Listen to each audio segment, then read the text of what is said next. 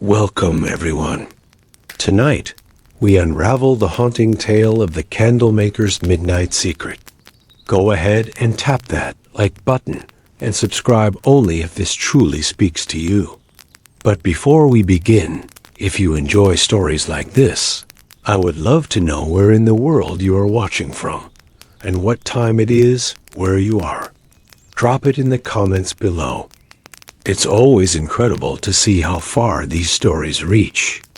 Now, lower the lights, let the soft hum of your fan set the mood, and let's slip quietly into tonight's story.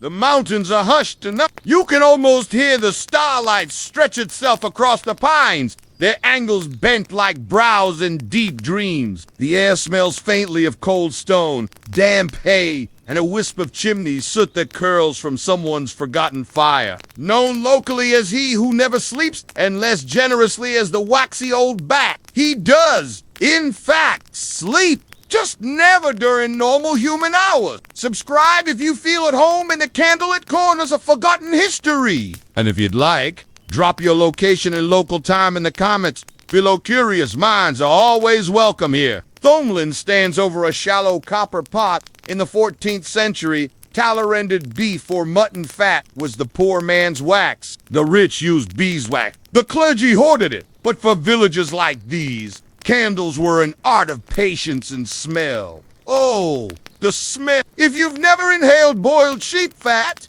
congratulations! The stink is an almost physical thing, like a punch wrapped in a warm blanket. Stirring melted tallow with a wooden spoon that looks older than the kingdom itself, you blinked, did one of the runes just shimmer again? Or was that your imagination easing into dream space? Either way, you are warm now. The candlelight makes everything feel older, softer, distant, and the smell, well, you get used to it. Sorta, somewhere. A bell tolls midnight. But here, time has already melted. You're just in time for his final dip of the night. Not with a stamp or a signature, but with a tiny, almost invisible rune etched near the base. If you look closely, you'd think it was just a scratch. But at twilight, just before the stars blink on, the mark glows.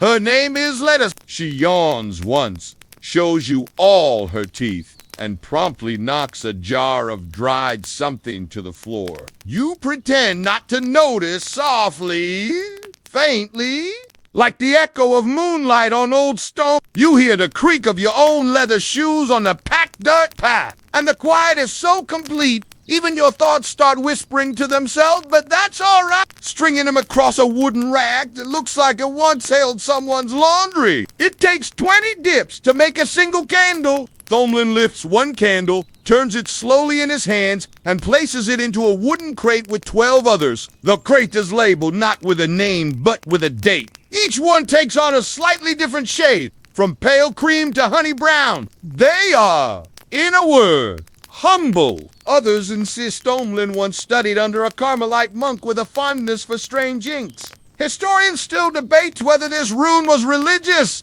magical, or simply Thomlin's own form of mischief. You ask gently. Thomlin smiles without showing teeth. He only says, it's just to help the candle find its way home.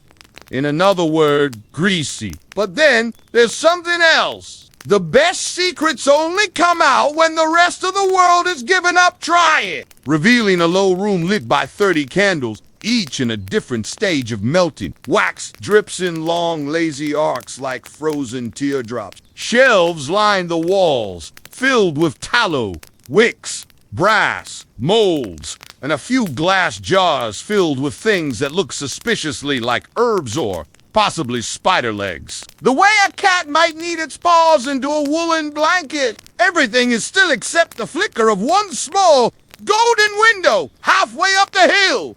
That's where you are. The village behind you sleeps under steep thatched roofs. A soft amber glow spills from a shuttered cottage ahead. It pulses slow and rhythmic. Candlelight. But not just any candle. Inside, the Candlemaker is still working. You step over the worn stone threshold. There's no doorbell, of course. Just a long, deliberate knock. that no one uses anymore. But you don't need it. The door is slightly ajar. Welcome to the workshop of Thomlin Dirkright, 14th century Candlemaker. You probably won't make it through this day. Before we begin, take a moment to gently press that like button at S. Smoother than beeswax, and one tea leave a stain. Now let's ease into tonight's journey. The door creaks softly as you push it open. You don't ask? Dipping candles, it turns out, is less romantic than it sounds. Still, Thomlin dips the wicks. Layer by layer, each finished candle is marked. No one's quite sure how he does it. Some say it's just the way the tallow settles, which is, of course, not an answer. Somewhere behind you, a black cat jumps onto a counter with all the grace of a tipsy nobleman. Outside, the village slumbers. Inside, wax crackles like distant thunders slowed down. Tomorrow! You wake, if you can call it that, to the slow hiss of the kettle. Not a modern one, but a squat copper pot on an iron grate, puffing steam like a sleepy dragon. Thomlin is already dressed, already busy. The man has fewer moods than he has teeth, and yet somehow he's more expressive than most church murals. Breakfast is thick rye bread, a thumb-sized cube of cheese, and a broth made from, well, let's just say it's best not to ask. You hand over the rest and take the empty crate back. There's chatter today low, urgent, like bees in a mug. Apparently, last night, 3 of the village candles didn't burn down like usual. Instead, they flickered strange colors: blue, then violet, then something like silver. One even relit itself after blowing out. The apothecary, Mistress Glora, is a walking encyclopedia of both remedies and insults. She gives you the lye, the alum, and a small bag of powdered something she insists is just for the scent. It smells like burnt cinnamon and anxiety. She retaliates by knocking over an inkpot with a single well-practiced swipe. Outside, the wind has picked up. Tomorrow, Thomlin says, you'll deliver a special candle to someone who doesn't know they need it yet. It smells faintly of old prayers and sandalwood incense, which is still a step up from tallow. Instead of tallow, he tries a mix of animal fat and beeswax. It's smoother, cleaner, and 3 times more expensive. It lists symbols, runes with faded translations. Home, light, remember, protection, return. One is smudged beyond recognition. That's the one Thomlin uses most.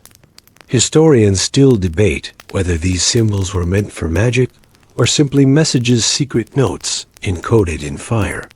Still, the candle it makes burns straighter. And the rune? It glows a little brighter. The Middle Ages were not a time for picky eaters. Lettuce the cat weaves between your ankles, tail twitching. Outside, the frost has painted the windows in delicate ferns. Smoke rises from chimneys like ghostly vines, to the breath of an old house holding in its secrets. And the shadows on the walls, they dance, like they know something you don't. Today, Thomlin has errands, which means you have errands. Black, slick, and faintly metallic, like it had been poured from the night sky itself.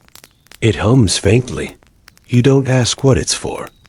Picks one candle, studies the rune, squints, purses his lips, then nods. You carry the crate of freshly dipped candles down the winding lane toward the abbey, where Father Henrik awaits. The abbey looms on the hill like a brooding hen. Gothic arches, mossy steps, and at least one gargoyle that looks suspiciously like it's judging your posture. The kind villagers give right before accusing someone of mild witchcraft or asking for a discount. You return to the shop.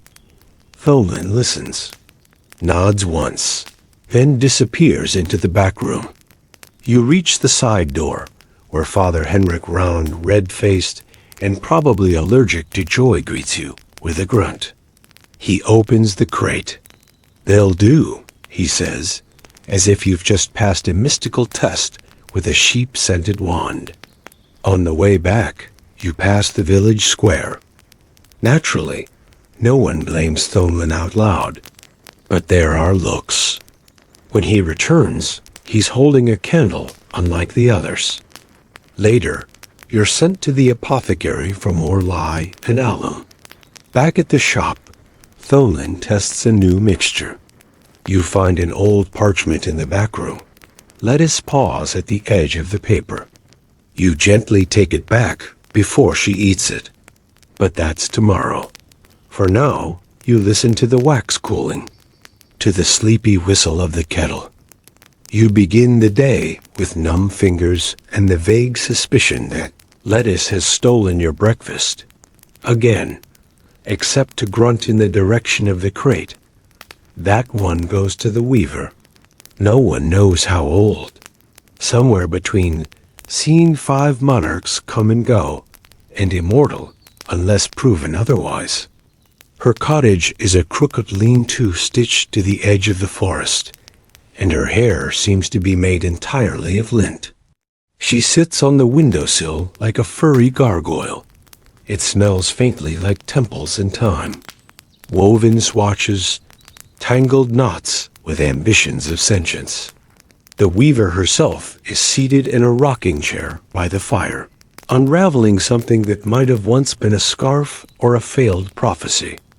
Mirwenna doesn't open her door right away, trading 2 fresh eels and a spool of dyed thread for 6 candles.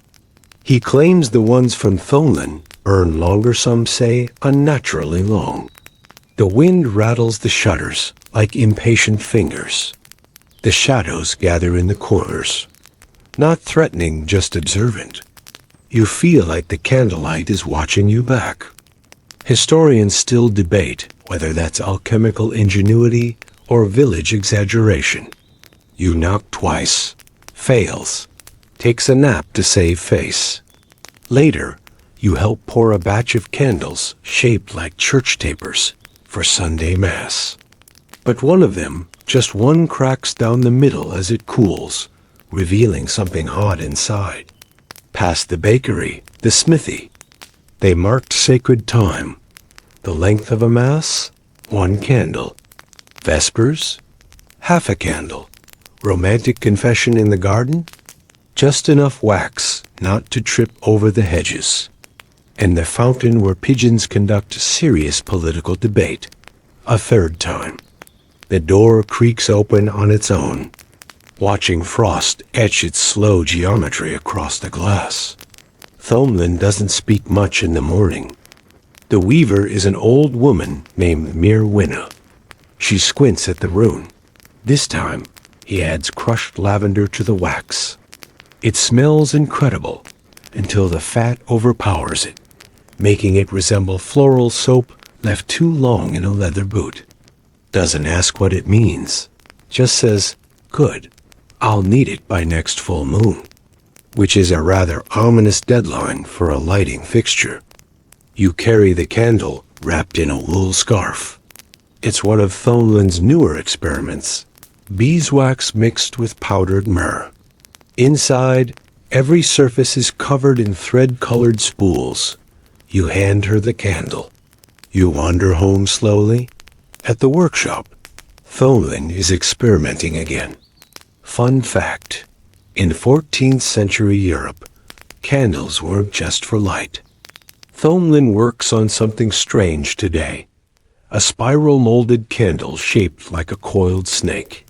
You try not to read into it. A traveling merchant stops by before dusk. Lettuce tries to steal one of the eels, a tiny sliver of parchment. With the word "remember," you don't ask. Thomlin doesn't explain. Tonight you travel. Well, not far, just to the edge of the woods. But in a village like this, anything past the tree line counts as an expedition. Thomlin gives you a wrapped bundle. unless they're ready to hear something they've forgotten. He doesn't elaborate. He's very good at not elaborating. The path to the forester's hut is thick with pine needles, and the air is soaked with that sharp, green scent that smells cleaner than history itself. Light a candle from home, they said, and no ghost could follow you unless it had once known your name. You try not to think about that as dusk seeps into the trees. Inside, 3 candles. One marked with a rune you've seen before. Of pages turning in a book no one wrote, and of a candle's soft whisper. Come back. One with a new one that looks like a sleeping eye. And the last, blank, it's aggressively natural. You linger at the edge of the woods on your way back. When it melts, it smells uncannily like warm bread and wood smoke. The flame flickers, then straightens. The room feels warmer, quieter. A memory nudges at the edge of your mind. A name, a voice, gone again. You feel 5 years old again, even though you weren't 5 in the 14th century. Something about the air feels thicker here, like the forest is breathing very, very slowly. No one must light the blank one, he says. You find the hut half buried in moss, smoke curling from its chimney. Gertwin, the forester, is a man of few words and many eyebrows. Thomlin replies, to help people remember what they were never told. Historians still debate whether this line was metaphor, madness, or metaphorical madness. Lettuce watches the candle burn from atop a shelf, eyes half-lidded. She's seen this before, probably in a past life. He accepts the candles, eyes the blank one warily, and nods. You're offered something hot in a chipped cup. You think it's tea, might be boiled bark. Either way, you sip. Obscure tidbit. Some medieval villagers believed candlelight could ward off spirits in the forest, not with brightness, but with memory. Back at the shop, Thomlin is working on memory wax, a mix of resin, herbs, and a substance he won't name. You ask what it's for. Before sleep, you light a small one yourself. You drift off to the sound of wax softening. You wake to the smell of thyme and scorched linen. Thomlin has spilled something on the stove again. Nothing major, just a minor domestic calamity that now smokes like a scolded ghost. She yawns so deeply, her soul nearly exits through her mouth. Lettuce sits on the counter, thoroughly unimpressed. Today is market day, which means the villagers are up early, grumbling with purpose. One by one, the villagers approach. Some buy, some browse.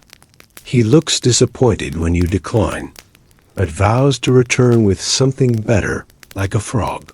Some ask suspiciously why your candles don't drip like the others. And an old woman shouting about turnips with the passion of a revolutionary.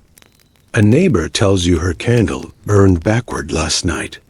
The flame started at the base and climbed down. Nods, murmurs.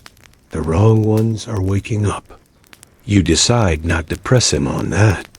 You try not to respond with, oh good, but something close slips out. Whisper nothing, just breathe.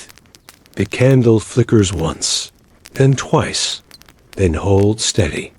Your words would reach the one you missed. You can hear the carts rattling down the cobbled road and the faint thump of someone dropping a cabbage too confidently. Say something about Thomlin's secret recipe, but she does. You nod. You know how stories go. It's always a cloaked stranger. This one doesn't speak. Just picks up a black candle with no rune at all. Price? They whisper. That's usually how it works. Which is partly true. Mostly, it's the runes. A man named Oswin buys a thick pillar candle marked with the rune for safe return. He's leaving for a trade voyage next week, and his wife insisted. Thomlin hands you a basket of candles, each wrapped in scrap cloth, each labeled in his uneven script. You're to set up the stall. He'll come later. The market square is alive with sound. Chickens bargaining for their freedom. Bakers peddling loaves that double as weapons. Your stall is modest, just a table, a cloth, and the scent of candle wax cutting through the usual fog of manure and wet wool. You smile. I don't believe in this stuff, he mutters, tucking the candle into his satchel like it's contraband. Too high, by accident. They pay anyway. With a coin so old, even Thomlin wouldn't recognize the mint. You blink. They're gone. Nearby, a boy tries to barter a beetle in a jar for a taper. You almost accept, out of sheer admiration. Mid-morning, a cloaked stranger appears. You name one. That afternoon, as the stalls pack up, the sky turns syrupy gold. Back at the shop, Thomlin listens to your report. Obscure tidbit.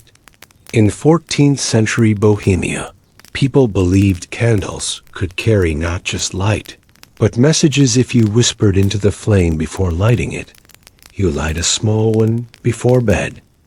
It's raining. The kind of rain that doesn't fall so much as seep into boots, cloaks, floorboards, thoughts.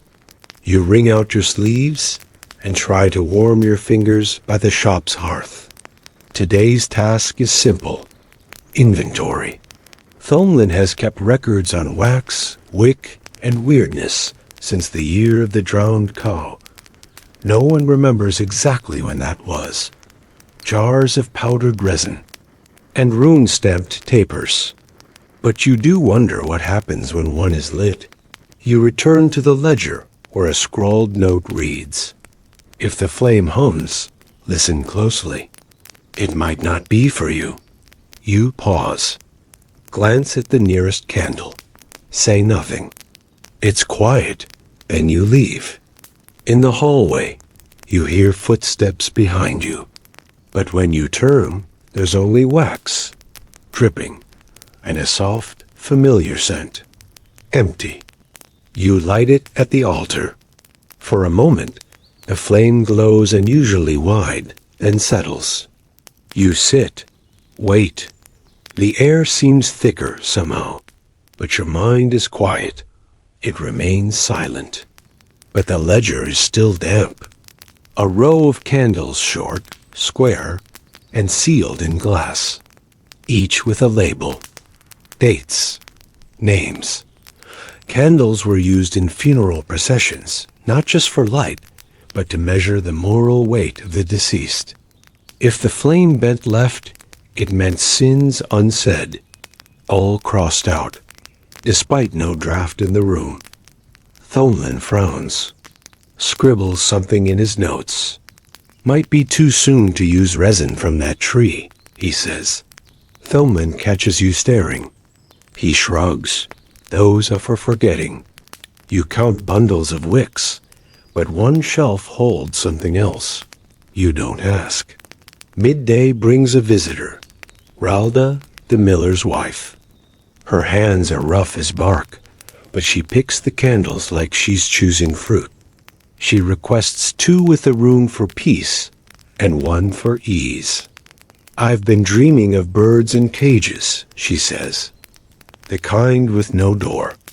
You wrap the candles and say nothing about the smudge rune on the 3rd. Later, you and Thomlin test a new mold, one shaped like a pinnacone. The wax doesn't take well to the ridges, but the result is oddly beautiful. Either way, the room smells strongly of regret and evergreen. Lettuce curls in the corner, tail twitching. She doesn't trust the pinnacone candle. You decide not to, either. He mutters, might work for the solstice. Obscure tidbit. In parts of medieval Wales, This comes to mind when one of the pinnacone candles burns sideways. Historians still debate whether such resin experiments were folk superstition or genuine proto-science. That night, you carry one of the peace candles to the chapel. You stay there until the candle burns halfway down. Morning arrives late, like a guest who regrets showing up at all. The clouds are heavy, pressing low against the rooftops, and the light in the workshop is a cool pewter gray. The third burns for 2 seconds, sputters out, then reignites on its own. You both watch it for a while. It does it again. Neither of you say anything. Thomlin just shrugs and drops it into a labeled drawer. Unreliable, but interesting. Thomlin is already at the workbench, grinding something between 2 stones. Some were believed to carry the spirit of the village with them, kind of like spiritual carry-on luggage. It smells faintly of metal and something else, like an old coin kept in a wooden box too long. For the coast, he says. A lighthouse keeper. Says the wind's been whispering.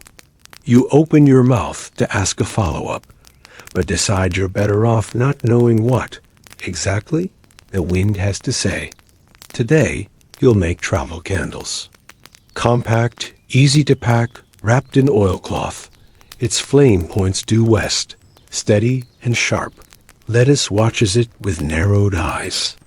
And doesn't blink. Partly because it's poetic. Mostly because you don't understand it, and you're hoping it'll make sense later. It makes a faint pop and releases a puff of smoke that smells like peppermint. Not just with weather, there's something heavy in the air. A stillness. You feel watched, but not in a sinister way.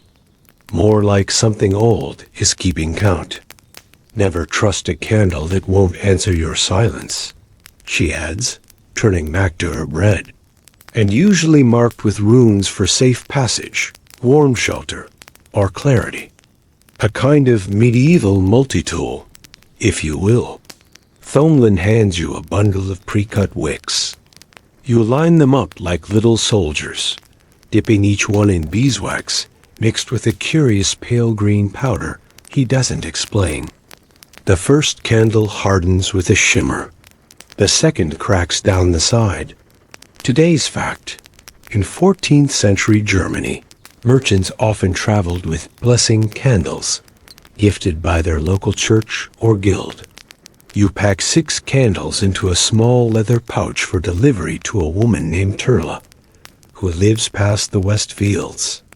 She's a midwife and speaks like thunder filtered through honey. When you arrive, she's baking flatbread and scolding a goose. She takes the candles with reverence, examines each rune, and raises an eyebrow at the third one. This one's lying, she says flatly, before tossing it into the fire. You write this down. On the walk home, the sky darkens. Back at the shop, Thomlin is sealing a box. That night, you burn a travel candle on the windowsill. You dream of walking through an orchard lit entirely by candles, thousands of them, hanging from trees like glowing fruit. The wind smells of warm pears and wood smoke. When you wake, Thomlin is muttering to himself. He's at the back of the shop, carving new molds out of pear wood. Wood remembers things, he says. You nod, because that seems true. Whether or not you understand, it is beside the point. Today, you're making listening candles, meant for confession, meditation, or solitude. Thomlin says they shouldn't burn to light a room. They should burn through one. Nothing common, she says, turning her nose up at the tallow shelf. Her ladyship wants light that whispers, not shouts, as if your dream somehow passed through the walls and landed in his hands. This blend includes crushed aniseed and something he calls night resin. It smells cool, but Thomlin keeps them as if they matter, A breath. Wait. And so now do you. That night, you sit in the shop alone. You light a listening candle. Say nothing. Messages. Faded. Some smudged. One says, forgive. Another, she waited. Like ink or wet slate or that deep breath right before someone tells the truth. He pauses. You pour the wax slowly, carefully.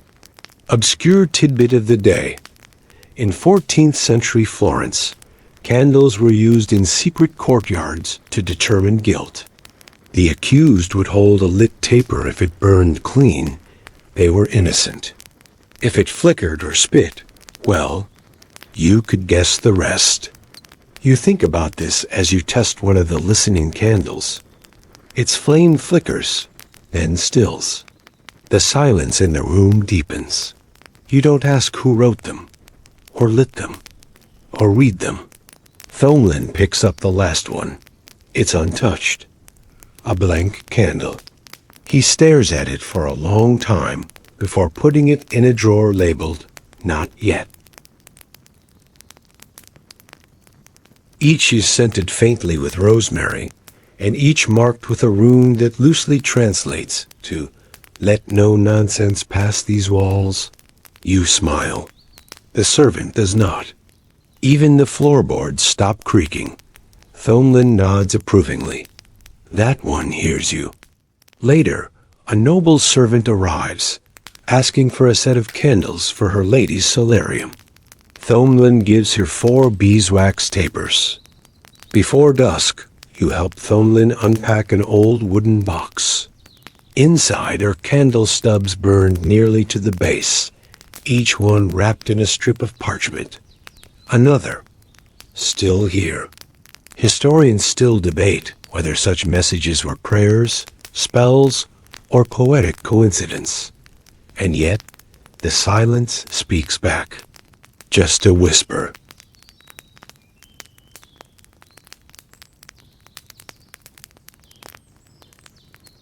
There's a storm clawing at the valley tonight.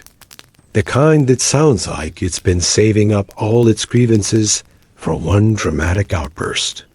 Rain pelts the shutters like 1,000 small fists. Thomlin is working on shadow candles, a project he only touches when the weather is particularly rude. Thunder rolls across the rooftops like barrels tumbling in a crypt. Inside the workshop, it's warm. The smell of melting wax is thick and buttery. These are candles that burn with less light than they should. Instead of illuminating, they seem to carve out a soft circle of quiet. Watching each one grow fatter with each pass through the dark gray wax. This batch is mixed with ground ash sage.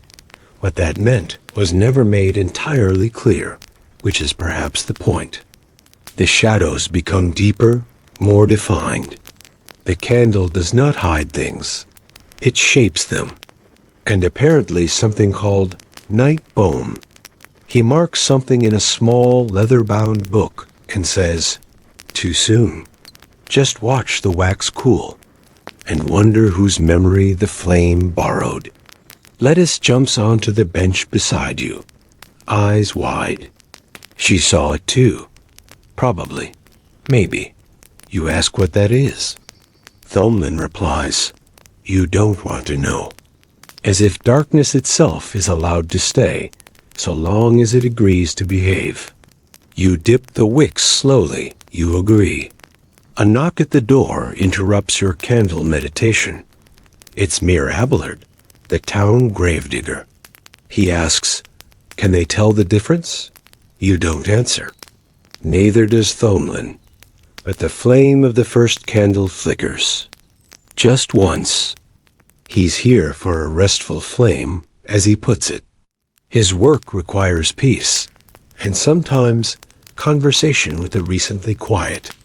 You give him 2 tapers, one for memory and one for release. A boy, sitting cross-legged, reading something you can't see, then gone. Fact of the day. In medieval France, Candles were sometimes used during burial rites to guide the soul, not up or down, but home. After Abelard leaves, you and Thomlin test a shadow candle in the back room.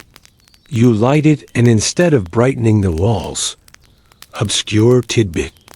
In some parts of medieval Bavaria, it was believed that certain shadows had memories, that they could remember past events and replay them if coaxed by firelight.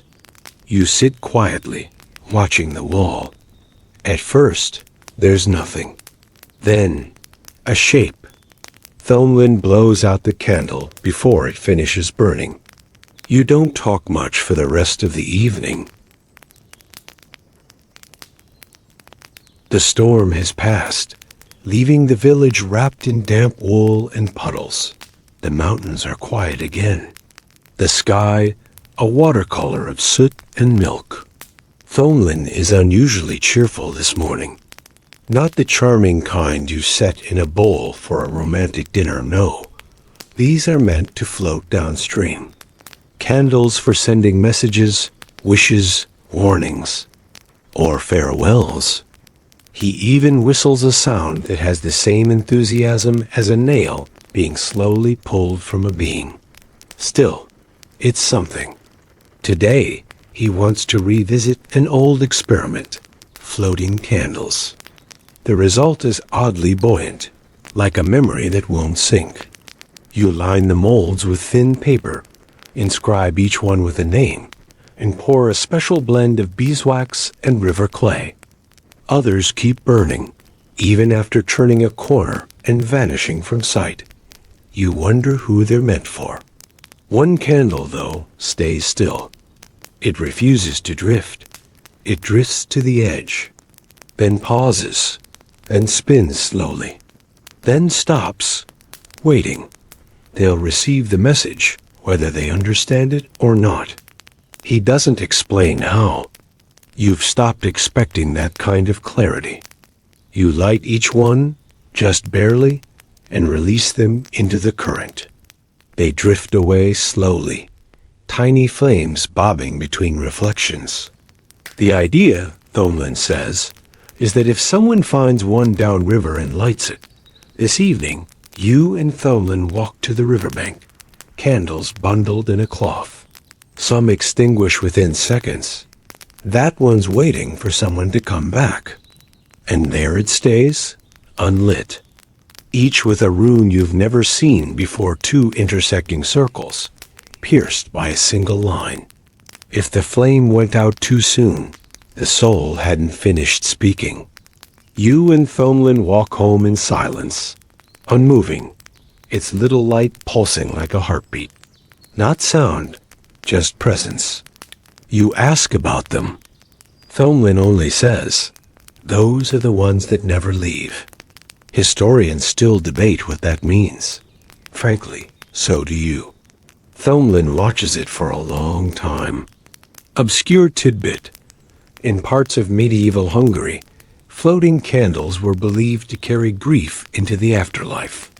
That night, while sweeping up the workshop, you knock over a small crate. Inside are 10 candles. They hum faintly. Before sleep, you light a floating candle in a bowl of water. You dream of a hallway lined with candles, each one shaped like a different face. Some are familiar, some not. Inside, 12 candles each, marked with a rune for illumination. Though Thomlin claims the literal translation is closer to see what you're ignoring. You wake to the scent of juniper. Back at the shop, Thomlin is carving a candle mold shaped like an open eye. "You'll need a clear head," he says, nodding toward the crate by the door. He's the kind of man who always seems slightly startled by the present moment. His spectacles rest on his forehead. You light one of the new clarity candles and hold it near a blank scrap of parchment. A feeling. He accepts the candles with a solemn nod and leads you inside.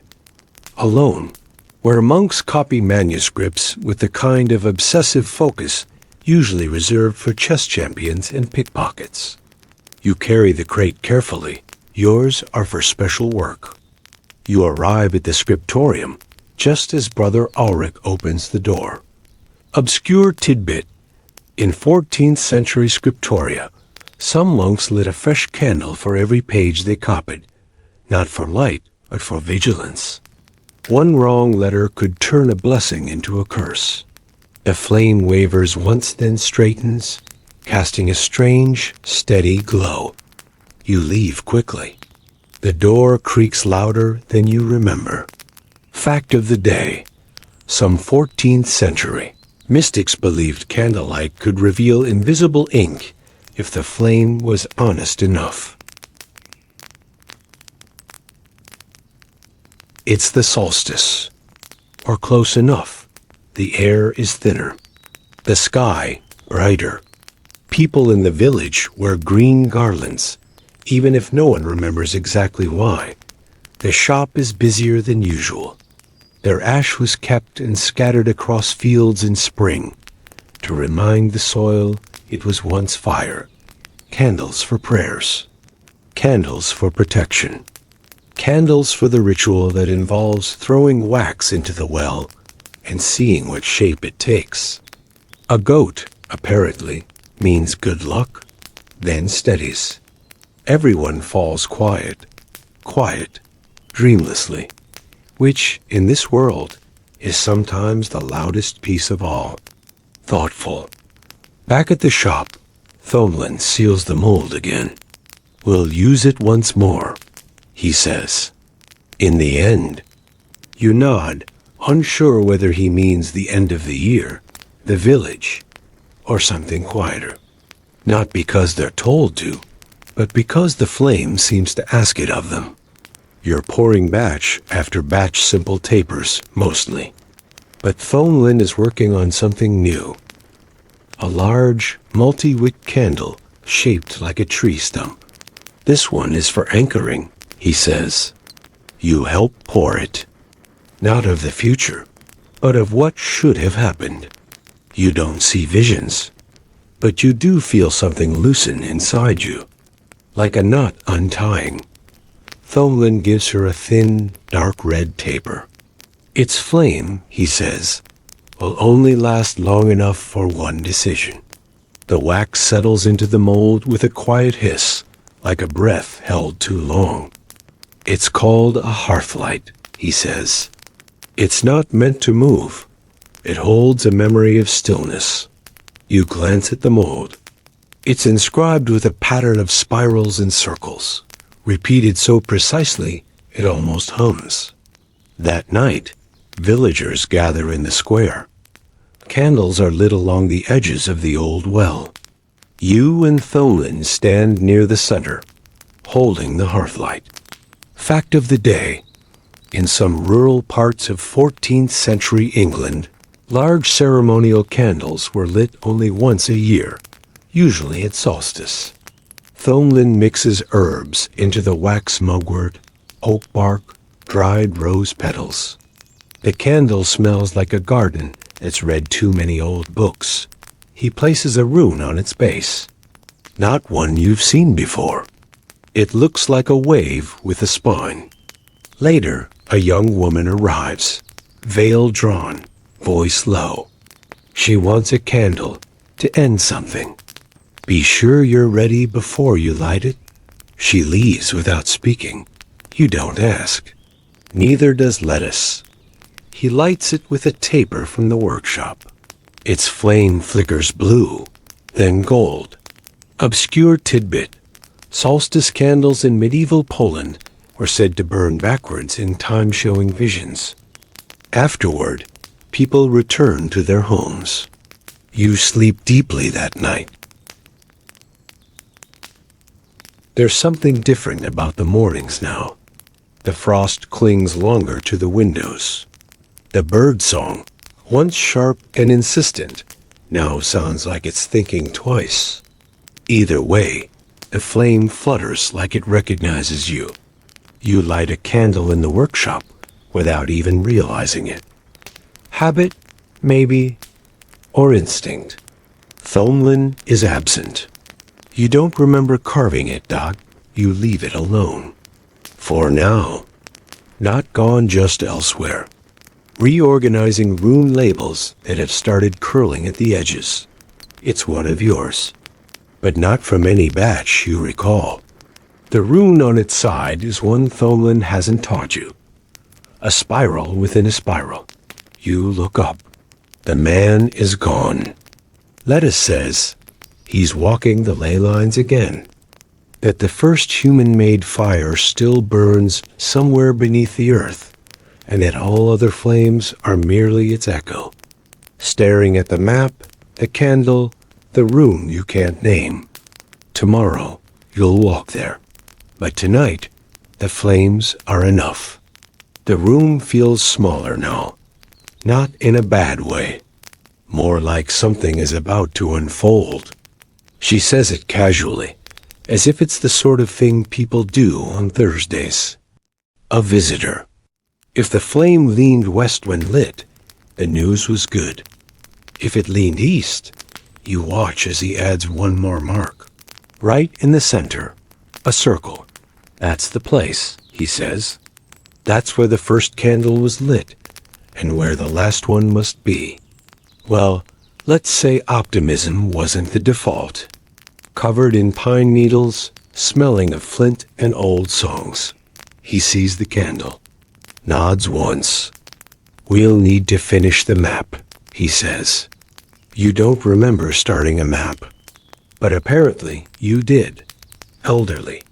Cloaked in wool dyed the soft blue of rain clouds. He doesn't speak. Just to see. The flame doesn't lean. It twirls. A soft sound follows. Not quite a voice. More like a thought with an accent. You've almost found it, it says. Then silence. He simply hands you a bundle wrapped in waxed linen, tied with cord. Inside, a single candle. You spend the morning tidying, trimming wicks, melting leftovers into new molds. One label has no name. Just a symbol, two opposing arrows crossing through a circle. The bell above the shop door jingles. It's familiar. Obscure tidbit. In 14th century Wales, people believed a candle that returned to its maker brought news from the dead. You light it anyway. Thomlin returns that evening. He rolls out parchment across the work table. There are dots, symbols, lines, all drawn in candle soot. Fact of the day. Some medieval mystics believed lettuce brings tea. You drink in silence. The path isn't marked on any official map. Then again, neither are most of the important ones. You carry a pack with 3 things: a spiral candle, a striker, and a tin of waxed bread with dried cherries. Thomlin says the cherries are for endurance. Lettuce says they're just tasty. Both are probably right. Then deeper into places where even the moss looks like it's keeping secrets. Around midday, you stop. The air changes, heavier, quieter, a clearing, circular, uneven stones rising like teeth. In the center, a sunken bowl of earth lined with ancient bricks. All of them, even the ones you didn't know. They align around the edge of the bowl, like a puzzle finally remembering its shape. The candle is gone. No smoke, no ash, just an impression in the wax-lined stone. And the light lingers. This was a fire altar, Thomlin says. From long before candles, before language, maybe, watching it, but friendlier. Even the moss nods as you pass, listening to it, letting it say what it needs to, in the quiet language of heat and shadow. Then you rise, and begin the walk back down. The light sifts through the trees like dust through stained glass. The trail winds up into the pines, and then, there it is. You kneel beside it. Place the spiral candle into a notch that fits it perfectly. as if carved yesterday or tomorrow. The wax flows in strange patterns, like handwriting from a dream. And then you see it. Obscure tidbit. In some corners of medieval Europe, wax was considered a kind of holy bone left behind by fire itself. A record of what it had touched.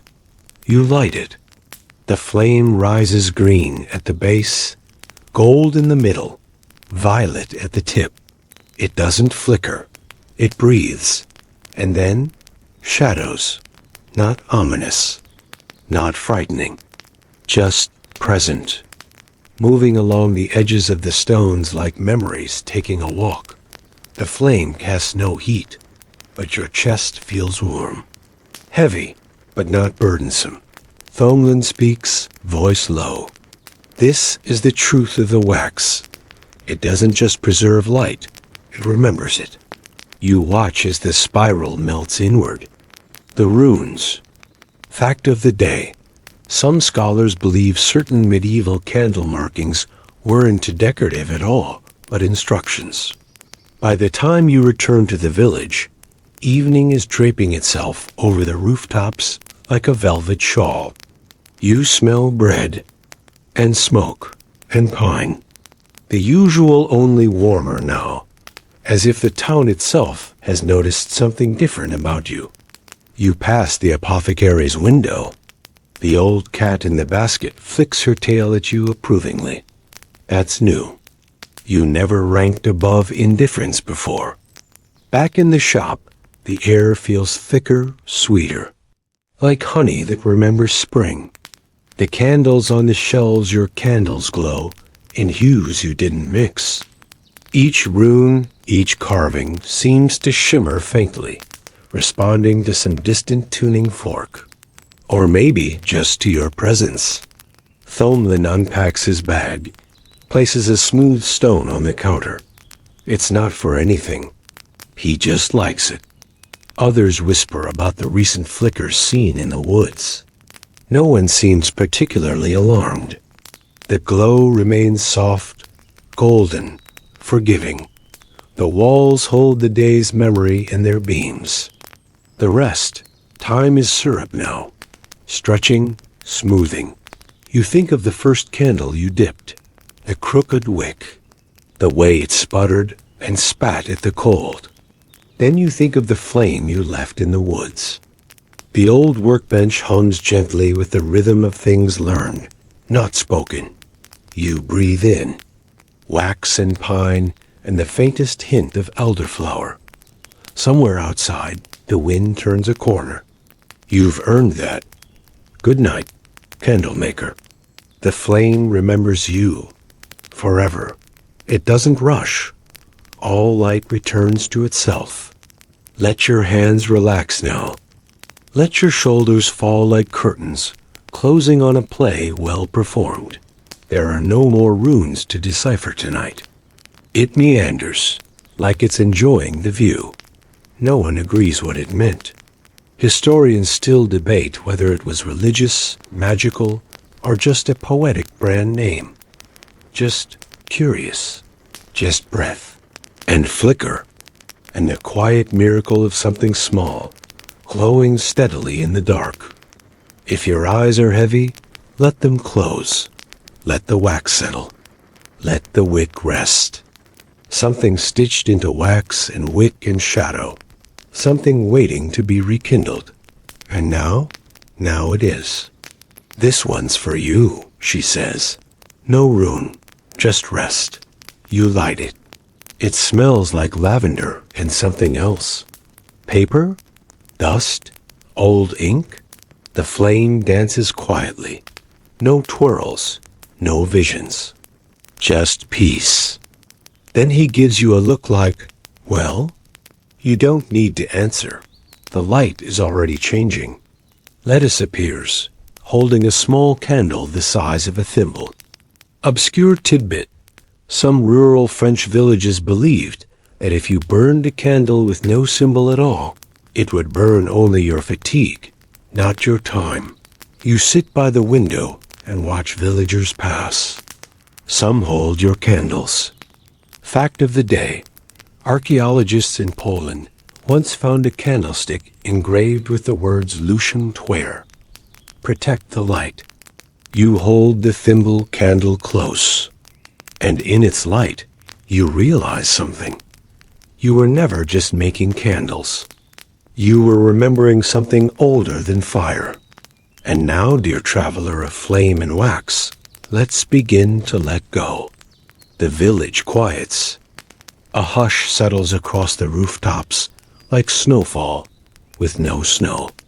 You sit back in your chair, the warmth of the small thimble candle pooling across your fingers like silk water.